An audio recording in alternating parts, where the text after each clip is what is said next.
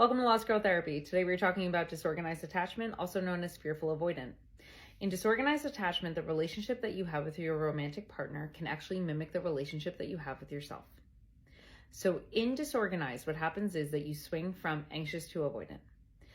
And this can be a cyclical thing. This can also just be kind of like one-off situations where you feel triggered and it just kind of pops up. But the thing about disorganized is that it's incredibly challenging to form secure relationship unless you have an awareness of what your triggers are. So when romantic partners come around, they might not understand what your triggers are simply because you don't know what your triggers are.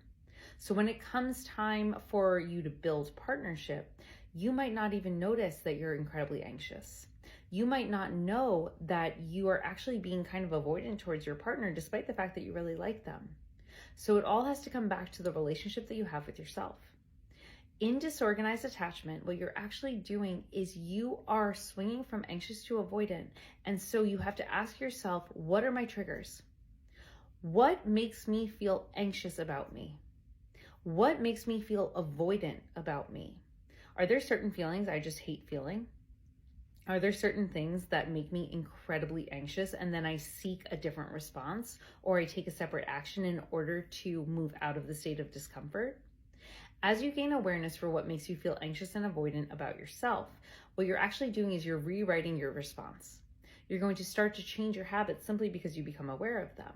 And as you do that, you're bringing yourself back into equilibrium. And when you bring yourself back into equilibrium, you are then deliberately changing how you show up in the relationship to yourself, which definitely changes the way that you show up in your relationship with others. So as you heal your disorganized attachment from you to you, you actually stand a better chance of having a secure attachment simply because you are better able to articulate what your triggers are.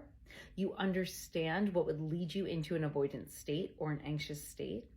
And you then can express to your partner what it is that you need in the relationship. It's no longer a guessing game. It is simply a state of saying, I understand myself, so I can help you understand me better.